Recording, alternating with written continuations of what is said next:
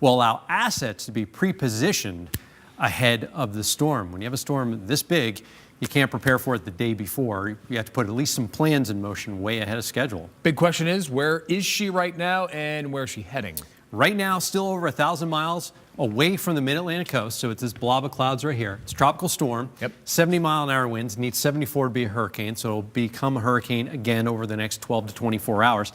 The movement right now is to the west at 6, but it's going to go over some warmer ocean water and encounter less wind shear, so it is expected to strengthen back into a hurricane, maybe Category 3, maybe Category 4.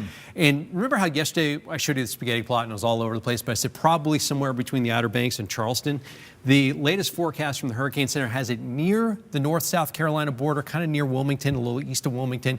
But again, when we talk about hurricanes, they're huge, and the front right part of it is the most dangerous part of the storm as it comes and slams on shore. So I think the Outer Banks and a lot of North Carolina is going to feel the full brunt of this storm, even if the strongest winds are like right around the center right there. So as the week wears on, this focus kind of narrows. Yeah, because this is the cone of uncertainty. So the computer models are still suggesting maybe it goes a little bit farther east, farther west.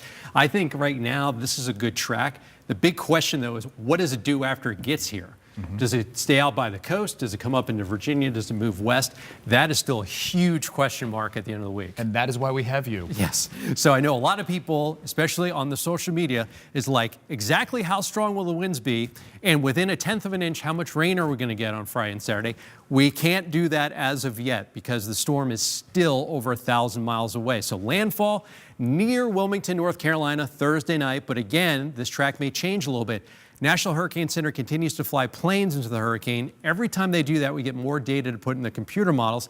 There's a lot of complex things going on in the atmosphere to kind of steer this thing back and forth, kind of knocking back and forth. So the track may change. So keep that in mind. If we see a local impact, and I think we'll see at least some local impact, that'll be Friday into Saturday.